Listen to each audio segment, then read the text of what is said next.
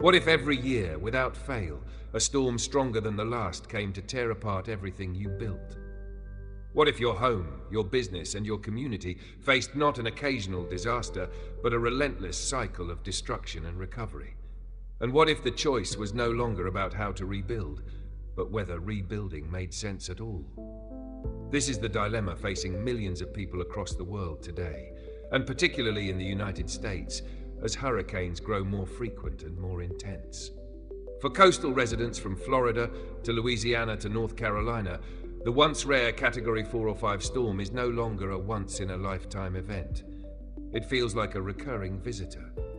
The question of whether to rebuild or abandon entire neighborhoods, towns, and even cities is becoming one of the most pressing and painful issues of our time.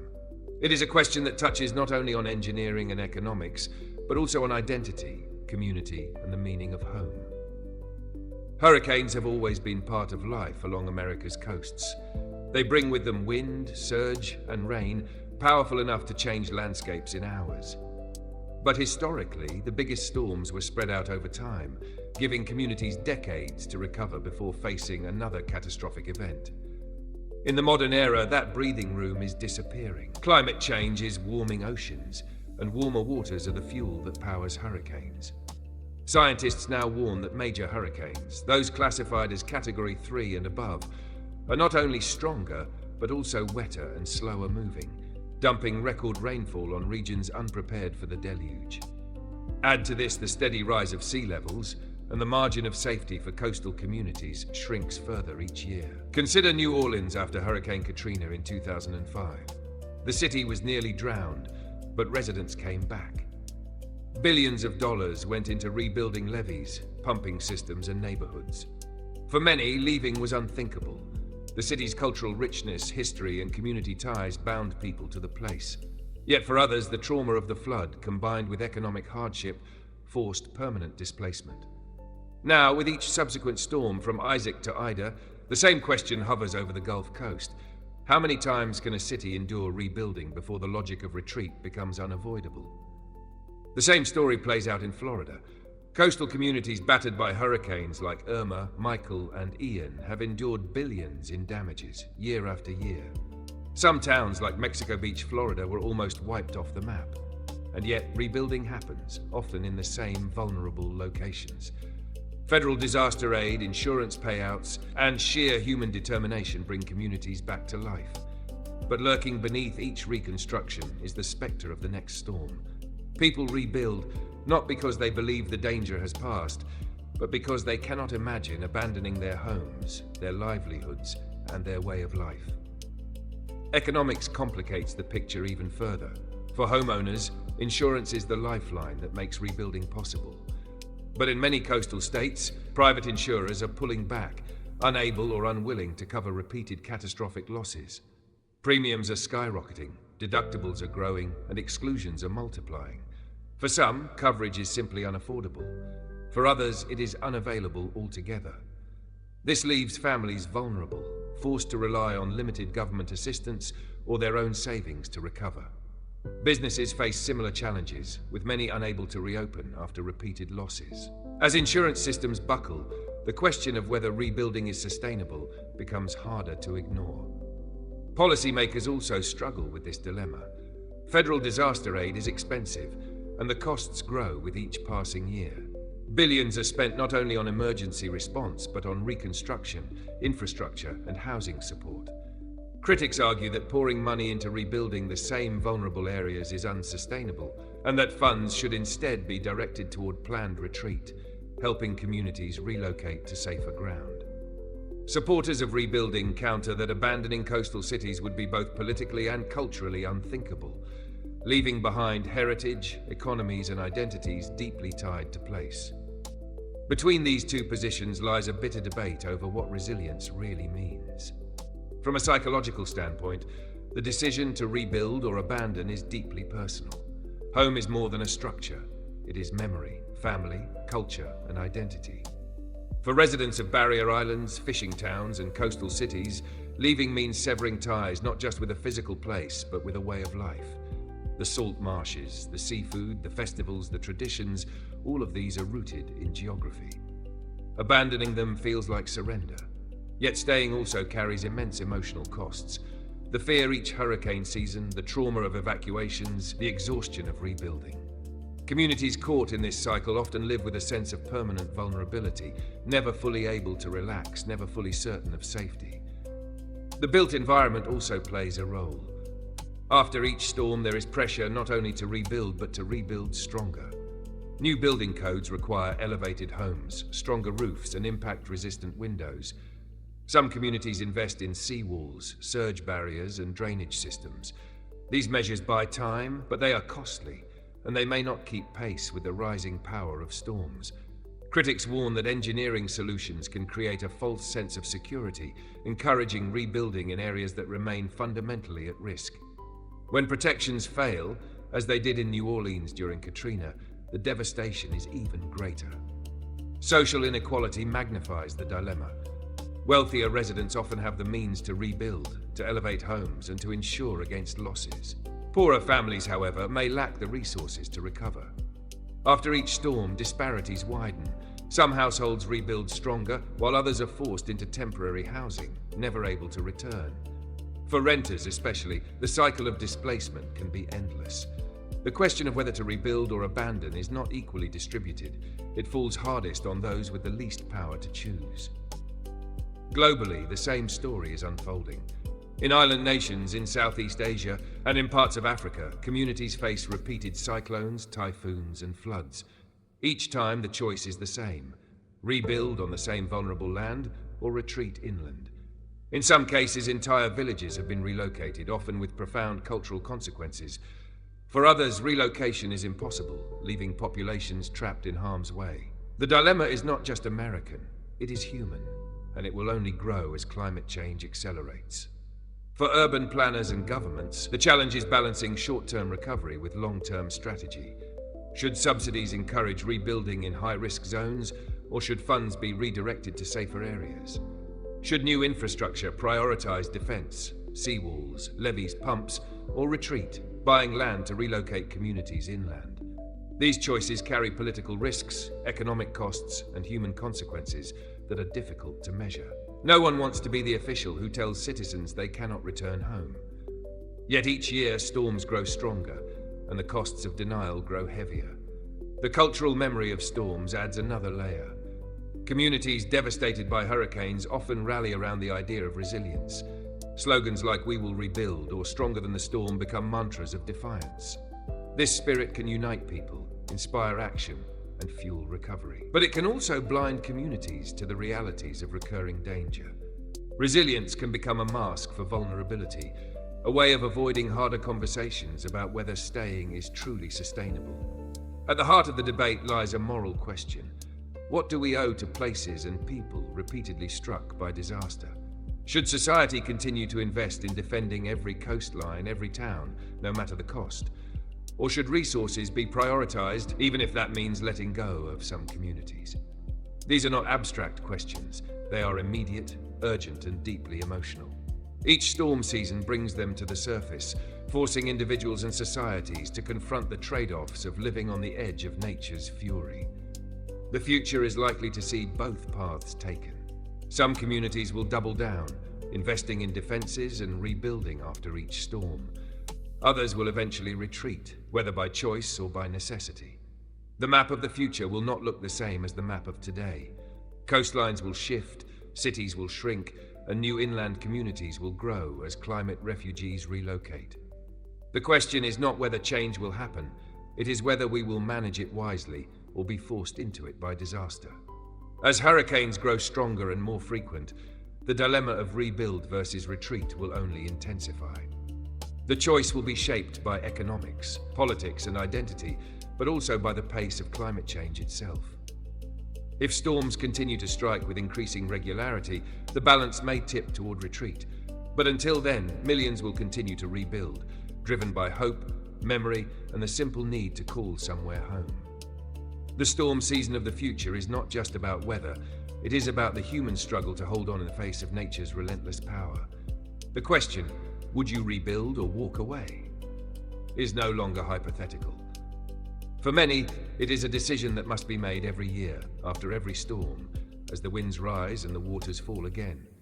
The answer is as complex as the storms themselves, and it will define the shape of communities for generations to come. The question of whether to rebuild or to leave after every devastating storm is not a simple matter of logistics or economics. It is a question of survival, identity, and resilience. Each year, as hurricanes and major storms grow in frequency and ferocity, more communities along the coastlines of America and around the world are confronted with the painful cycle of destruction and recovery. The landscape of disaster is no longer measured in once-in-a-lifetime storms, but in relentless annual events that test the very limits of human endurance. To understand why so many continue to rebuild despite the risks and why others choose to leave, we need to examine the interplay of science, society, economy, and culture. Hurricanes are unique among natural disasters because they combine multiple threats at once. High winds capable of ripping roofs from buildings, storm surges that flood entire cities, and torrential rainfall that overwhelms rivers and drainage systems. When these forces converge, they leave scars that are not only physical but psychological. After every storm, people must decide, is it worth returning? This choice, repeated year after year, reflects deep-rooted attachments to place, but also the practical realities of survival. In places like Florida, the cycle of rebuilding has become a defining feature of coastal life. Residents in cities such as Miami, Fort Myers, and Tampa know that hurricane season brings annual risk. Some prepare by strengthening their homes, installing hurricane shutters, and elevating foundations. Others rely on insurance and federal aid to help them recover when the worst happens. But as storms intensify, the question is whether even the strongest defenses can keep up. When Hurricane Michael struck Mexico Beach in 2018, it leveled almost every building. Families who had rebuilt after previous storms found themselves starting over once again, asking whether their determination had turned into denial. The economic incentives to rebuild are powerful. For many families, their home is their greatest asset, and walking away would mean financial ruin. Insurance policies, disaster aid, and loans provide lifelines that allow rebuilding, even in high-risk areas. For local governments, the tax base depends on residents returning. Abandonment means economic collapse, job loss, and empty towns. Rebuilding then becomes not just a personal choice, but a communal necessity. Communities rally around slogans of resilience, "We will come back stronger," as both a survival strategy and a source of hope. Yet these incentives also trap people in a cycle of vulnerability, as the same neighborhoods are rebuilt only to be destroyed again. Insurance is one of the most contested aspects of this cycle. In recent years, private insurers have withdrawn from coastal markets, citing unsustainable losses. Premiums have soared, deductibles have ballooned, and many families find themselves unable to afford coverage. Some rely on state-run insurance pools, while others go without coverage altogether, gambling that they can survive the next storm. Without insurance, rebuilding becomes nearly impossible, pushing more families toward permanent displacement. But even for those with coverage, payouts rarely match the true cost of rebuilding, leaving gaps that accumulate with each successive storm.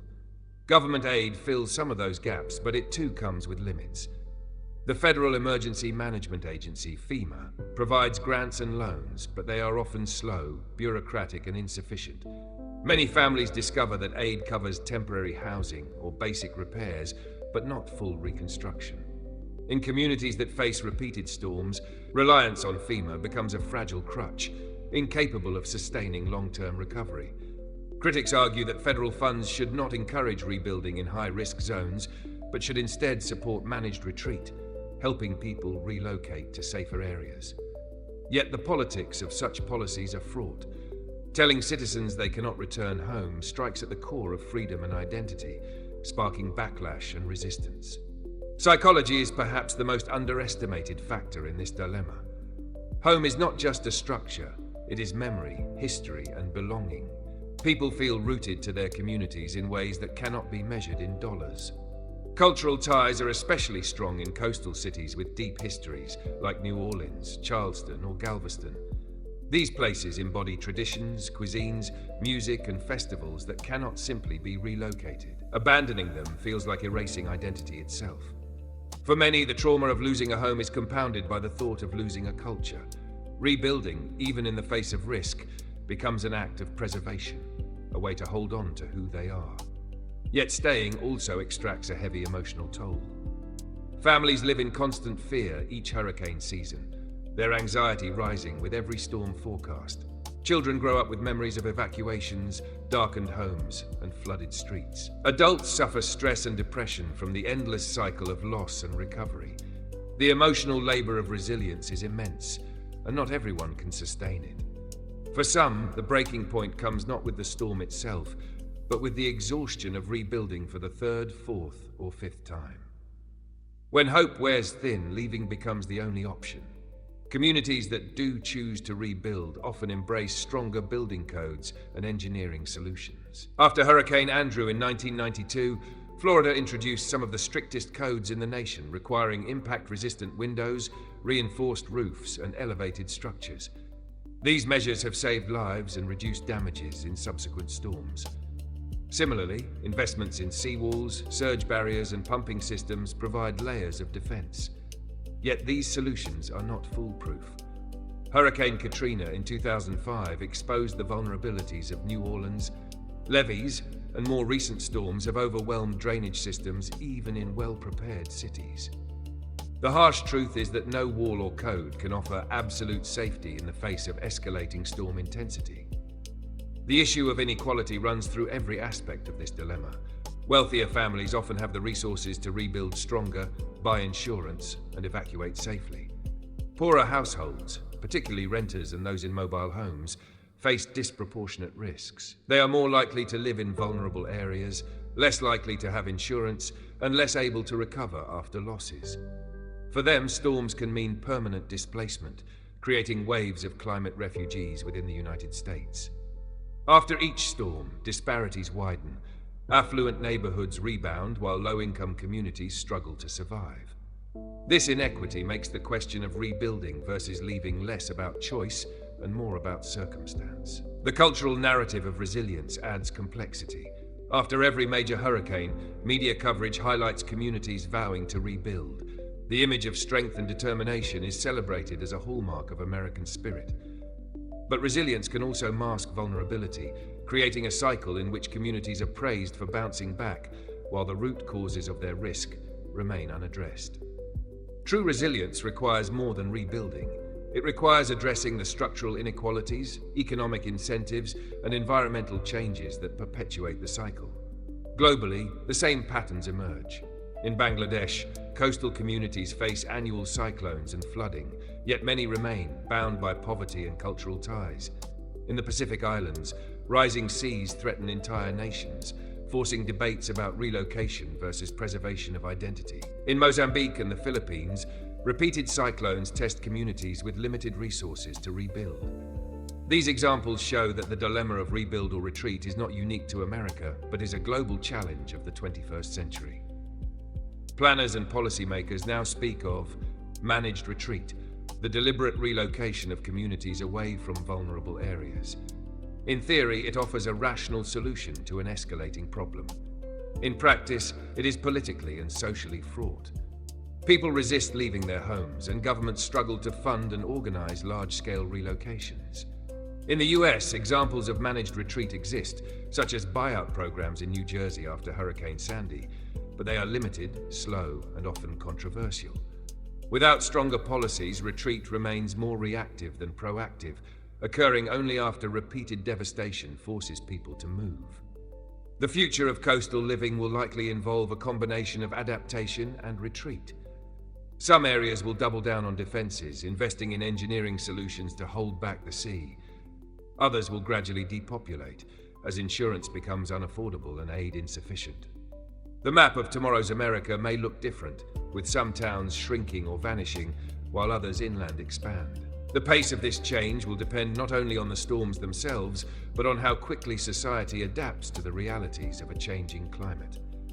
Ultimately, the decision to rebuild or leave is a human one, shaped by love of place, economic necessity, and cultural identity. It is not simply about logic, but about belonging. The question, would you rebuild or abandon, cannot be answered in the abstract. It is answered individually, family by family, community by community, storm by storm. Each year, as the winds rise and the waters surge, more people will face that choice. Some will rebuild, driven by hope and defiance. Others will leave, driven by exhaustion and pragmatism. Both paths carry costs, and both are reshaping the human geography of the storm-prone world. The storms of the future are not only meteorological, they are moral, social, and economic storms that challenge how we live, where we live, and why we choose to stay or go. As hurricanes continue to strike with relentless force, the question will echo louder. Do we keep rebuilding in the face of inevitable destruction, or do we find the courage to retreat and begin anew elsewhere? How societies answer will define not just the fate of coastal towns, but the broader story of humanity's response to a changing climate. Every year as hurricane season arrives, the same scenes replay themselves on television screens and across social media. Empty shelves at grocery stores, gas lines stretching down highways, families boarding up windows, and local officials urging evacuation. For millions, these rituals are familiar.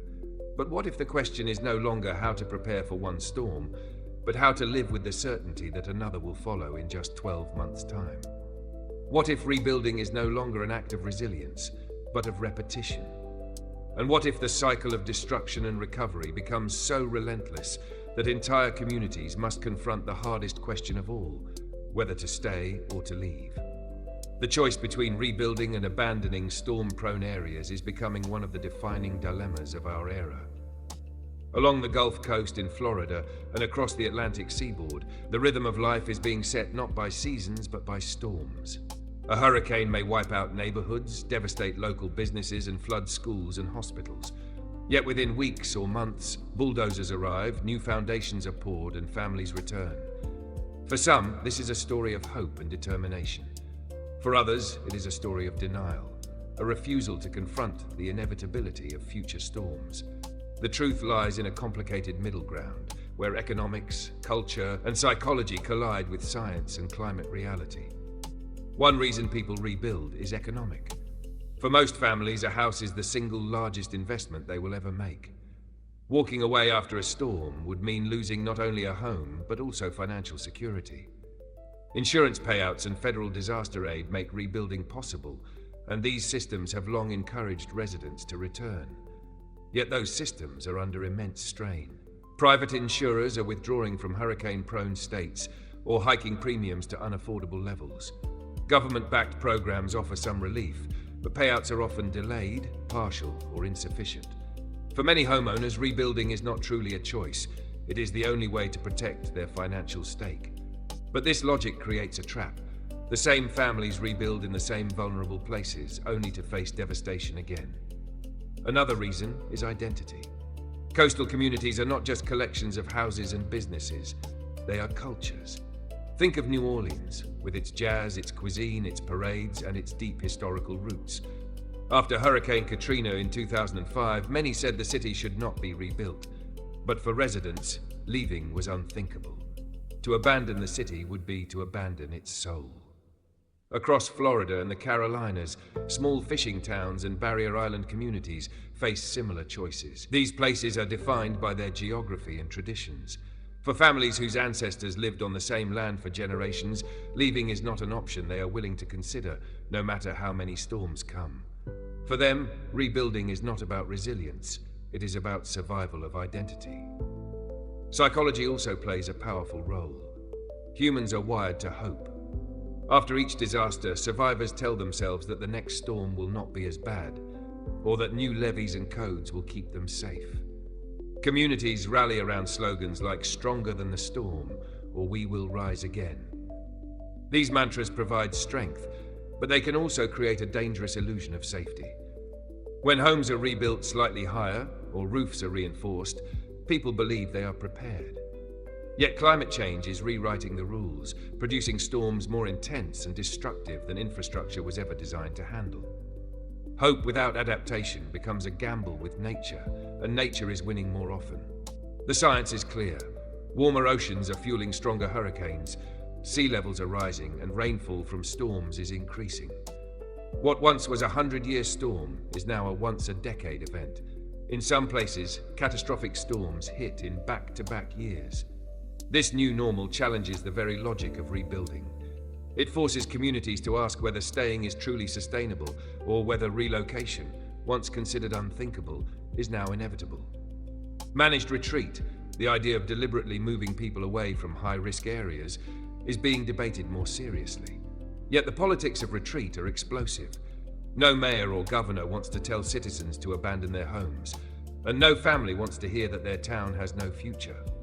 As a result, most rebuilding continues, even in the face of mounting evidence that the risks are rising. Economically, the costs are staggering. Each year, billions of dollars are spent not only on emergency response, but also on reconstruction of roads, bridges, utilities, and housing. Taxpayers nationwide fund federal disaster aid, essentially subsidizing the cycle of destruction and rebuilding. Critics argue that this is unsustainable, that funds should instead be used to help people relocate permanently.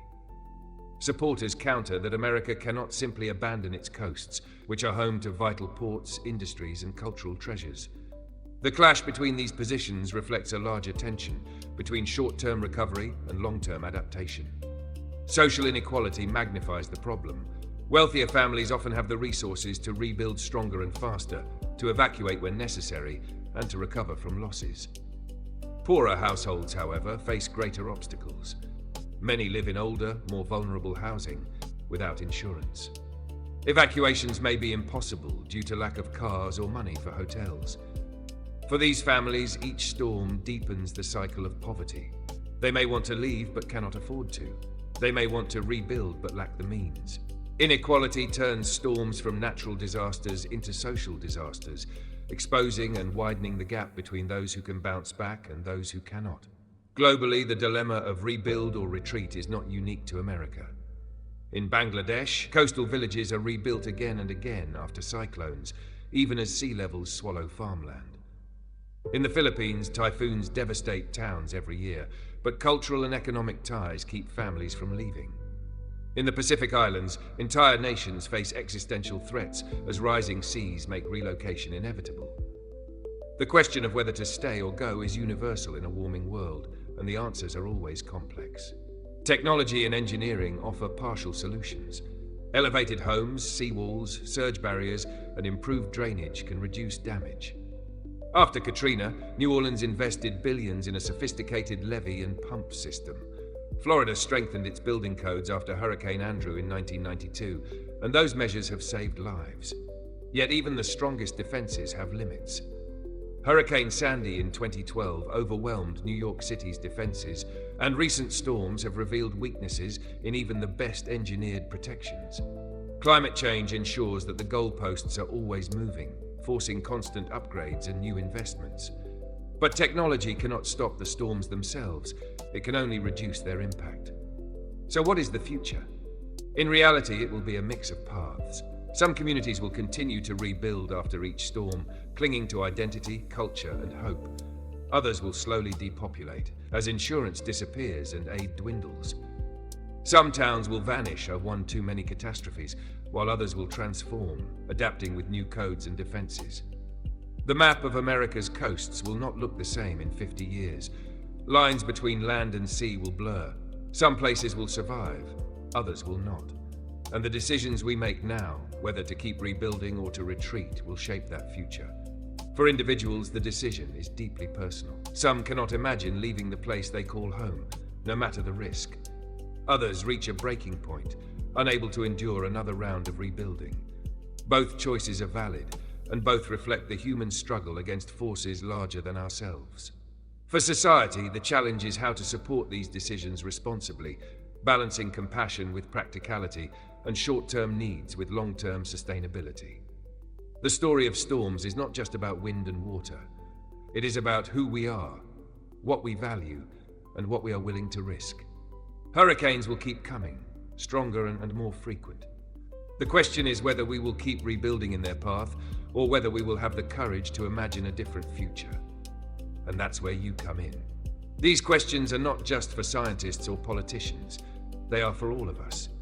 What would you do if your town was wiped out every year? Would you rebuild, or would you leave? At Crisis Lens, we explore these urgent questions, shining a light on the human side of disaster and the choices that shape our future.